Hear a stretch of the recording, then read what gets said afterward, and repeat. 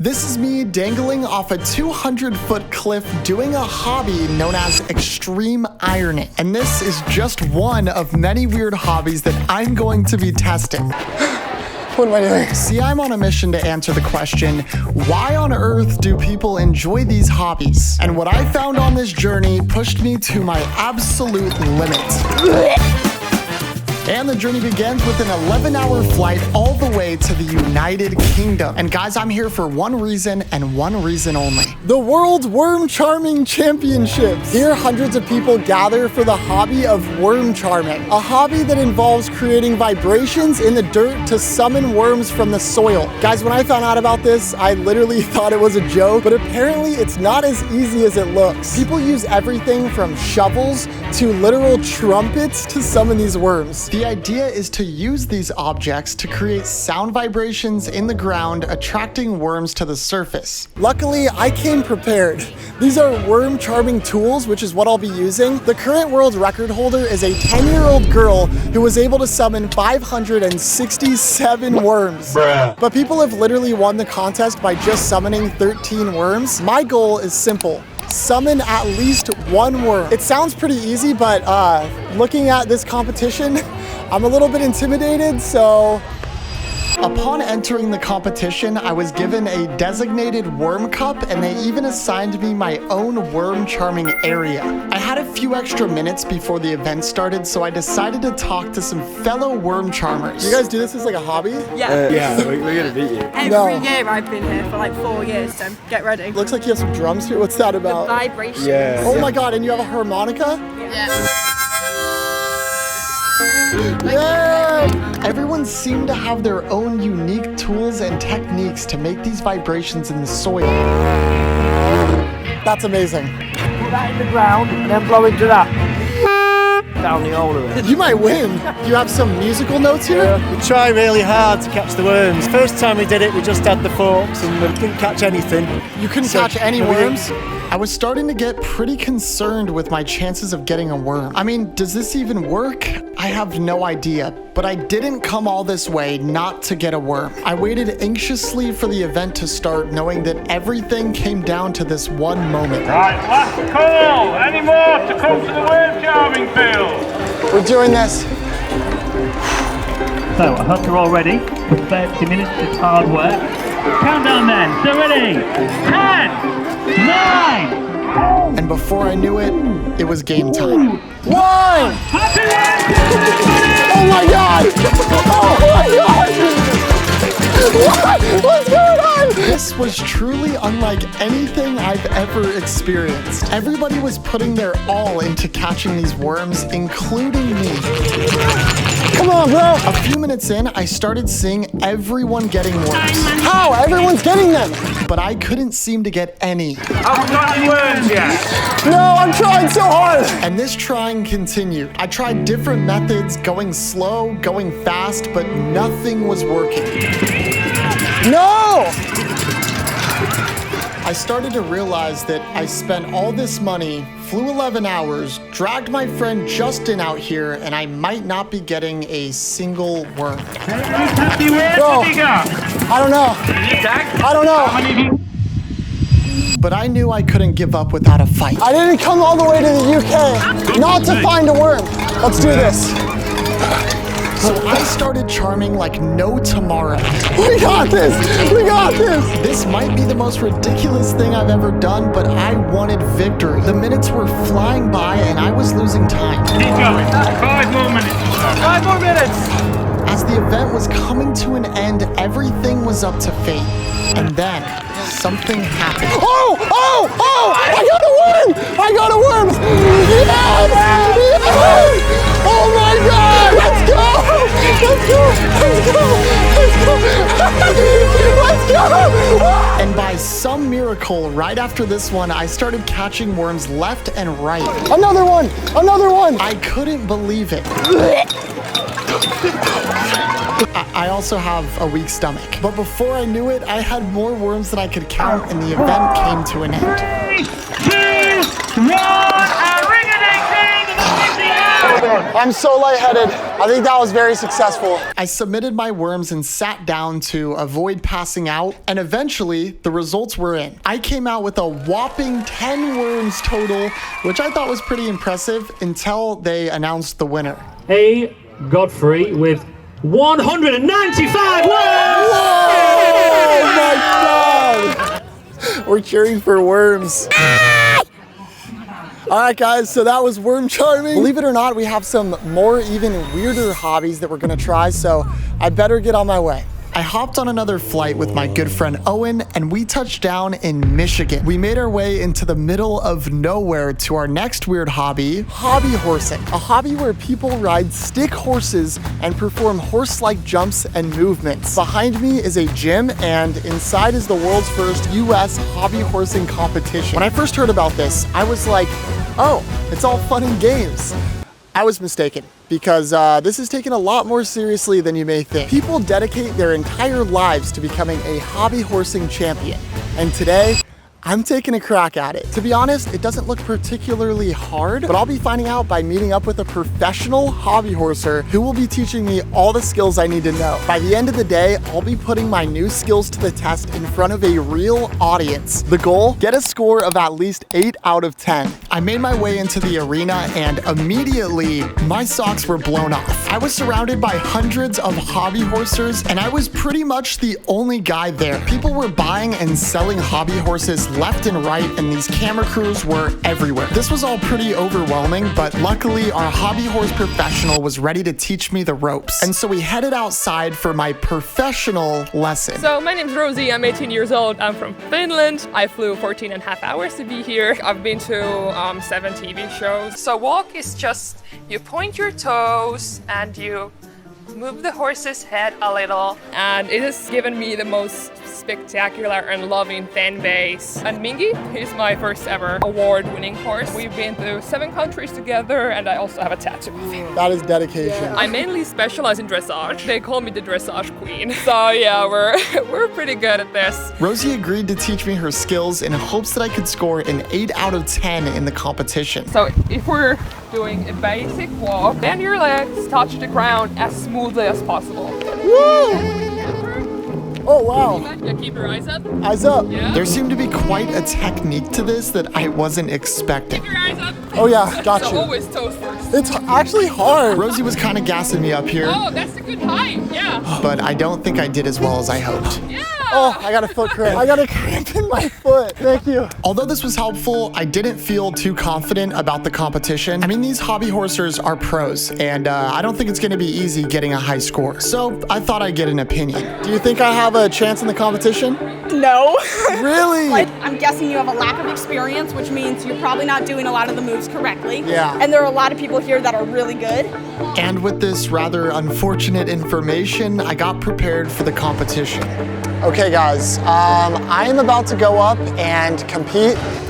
It might seem silly, but I really do want to give it my absolute best, and hopefully I can get that 8 out of 10 score. I'm super nervous to do it in front of this live crowd that's behind me. As I waited for my time to shine, I watched as my opponents went one by one, getting harshly judged on their performances. All I can say is these girls were much more prepared than I was, including our friend Rosie.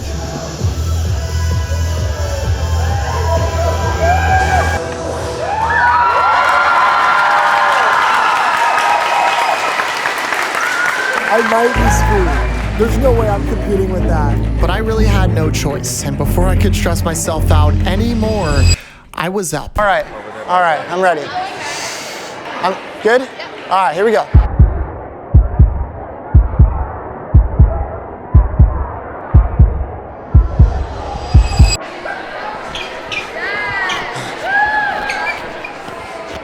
Oh my gosh, what am I doing?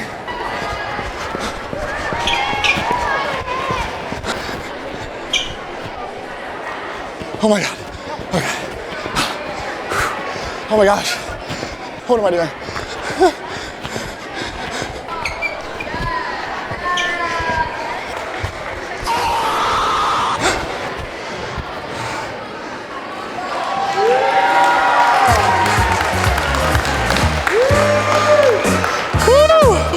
I feel good about that. I feel good. Are you sure about that? Hopefully I can get an 8 out of 10. Now we just gotta wait for the score. And after the longest hour of my life, the results were in. I grabbed my grading sheet, and finally, it's time to see if we achieved our 8 out of 10 score. You good? Yeah. Okay. Here we go.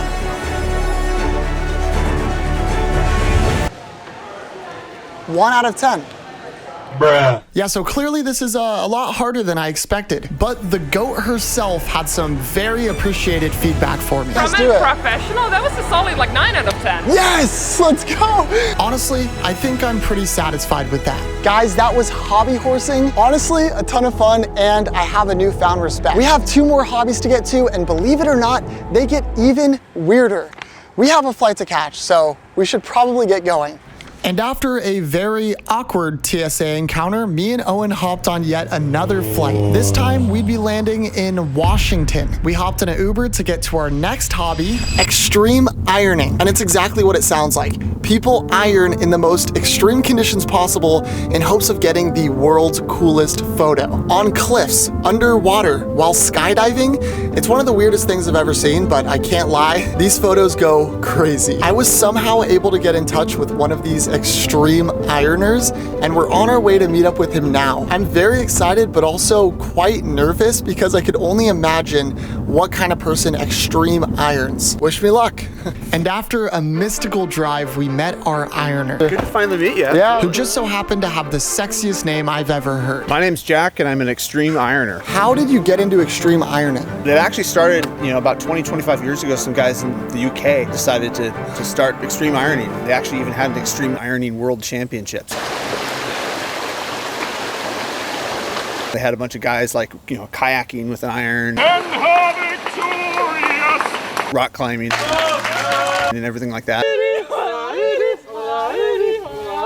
Inspired, me and some others, and then, just going out and having that first success on that night was just sort of an inspiration. So this is the, I like to call this the Extreme Ironing League shirt. It's one for you guys too. So. No way! Oh my, dude, this is awesome! Jack, I have one goal today. Yeah. Get an epic extreme ironing photo of my own and post it on Instagram for clown validation. All right, let's do it. Yeah. We all hopped into Jack's car for a 3-hour drive into rural Washington. I was still very excited at this point until Jack here gave me more details on what this extreme ironing would actually entail. We're going to rock climb and go do some extreme ironing. How high is the rock? I think it's more in the 200-foot range, something like that. So nothing too high. You'll climb up there. Oh, that's actually scary. So I'm not a big heights guy, nor have I ever rock climbed before, so I'm tripping hard. This 3-hour drive was incredibly anxiety inducing. We made our way deep into the desert where we finally arrived. When we got to the spot, we met up with a few helpers as well as a professional safety guide. Jack helped me get all strapped up, and of course, we got out the ironing boards. It was quite the hike to get to the cliff, and at this point, I didn't even know if I wanted to see it. But as a YouTuber, these are the dumb decisions that I signed up for. Bro said he knew a spot. When I locked eyes on this beast of a cliff, I was mortified. That's terrifying, dude. Immediately, everyone started setting up, and we sent the ironing board up to the top. Jack could tell I was pretty out of it, so he tried to help settle my nerves and gave me some advice. So you just gotta, commit. I'm excited to see you guys get out there and show us what you got on the iron. Everything was set up at this point, and it was time to actually do this thing. I got strapped into my harness, and then things got really real. I'm harnessed in. This feels insanely surreal to be here. Guys, this took literally 6 months just to set this up, which is a perfect segue into the fact that we're trying to hit 1 million subscribers by the end of the year. It's literally a lifelong goal of mine. And I remember when I first started this channel, not having too much direction in my life and being quite honestly kind of unhappy. And fast forward a year later, and we just crossed over 500,000 subscribers. I just want to say thank you guys so much for the support you've been giving the channel. It's actually amazing. 1 million is, at the end of the day, just a number, but it's a little bit more than that because I want to try to prove to not only myself, but to you guys, the people watching, that any dream you have is absolutely attainable. as scared as I am to do this, I feel like I owe it to you guys. Let's do this. And so I began regretfully making my way up to the base of the climb. Up close, this cliff looks even more terrifying. Dang, that thing's high. Immediately after I started climbing, I realized this was gonna be even harder than I expected. Looking back at this footage, the cliff looks pretty easy to climb, but in person, it's a whole different story. I couldn't seem to get a good grip on the rock or get my feet in a good position, so it was incredibly hard to make any kind of progress. Oh, dude, I can't even get up the first part. But through a whole lot of struggle, I managed to get a bit off the ground. Woo! This cycle continued for what felt like hours, and as my arms began to give out on me, I started to get very frustrated. Oh, geez, I'm losing strength. There was just no way I came all the way out here just to fail, but I'd be lying if I said I wasn't doubting myself. Dude, I got no strength. After an absolute grind, I was able to get about halfway to the ironing board. I was absolutely dead at this point. Come on, dude.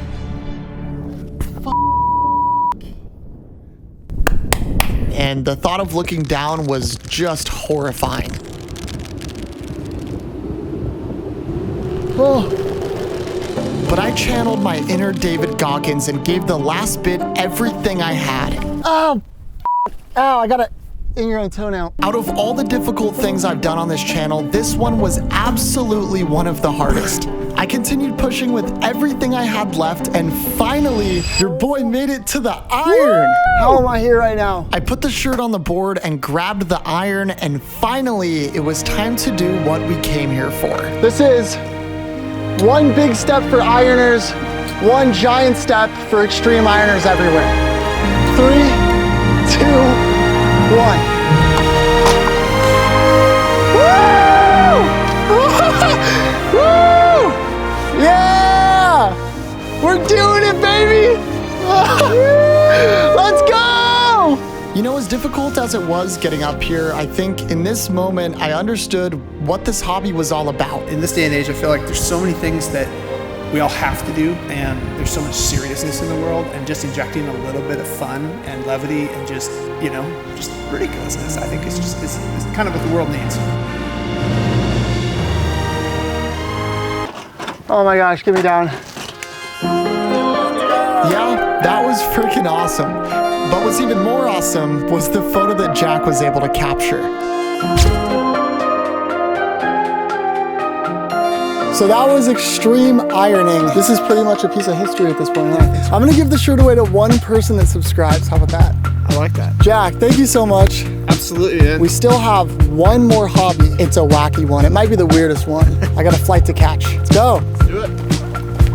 Yeah, that was cool how we walked off, wasn't it? That was really cool, yeah. Was that cool how we walked off, guys? And for the finale, we flew back to our home, California, where I'm gonna be sharing a weird hobby with you guys that I actually do myself. It's called Fingerboarding. It's basically mini skateboarding for your fingers, and it's taken way more seriously than you may think. Behind me is Shredder Mania 2, an entire fingerboarding event, and believe it or not, they're holding an actual cutthroat fingerboarding competition. And best believe, your boy's competing. I'm scared. I actually have fingerboarded before. In fact, my first ever YouTube video was about fingerboarding. Got a Black River blue camo. That's sick. And to this day, it's something I still enjoy doing. And hopefully I can use my skills to my advantage because I have a goal. Place top 3 in the competition. I immediately went to sign up for this competition, but was quickly distracted by everything going on. There was dozens of these mini skate parks that got weirdly realistic, and not to mention there's an entire fingerboarding store where you can literally buy pants for your fingers, which is ridiculous. I'm not gonna buy that. Swag Messiah. Now that's cool. But seriously, all jokes aside, there is a level of seriousness here that I was not expecting. And considering I usually choke under pressure, I was feeling pretty uneasy. I'm intimidated. I signed up for the best trick contest, and before the competition started, I tried to meet some of the pros that I'd be going against. So I'm Jake. My screen name is JakePFB. You know, I've always been kind of a fidgety person, so if I keep that with me all the time, I can just pull it out, practice my tricks, and It calms my nerves, I guess. As weird as that sounds, but Yeah. this costs just as much as a real skateboard. So I'll run through the parts really quick. The deck is a Collier deck. These go for about $45. The trucks, Black River trucks, they're $65. Flat face wheels, $35. Bubble bushings, $10.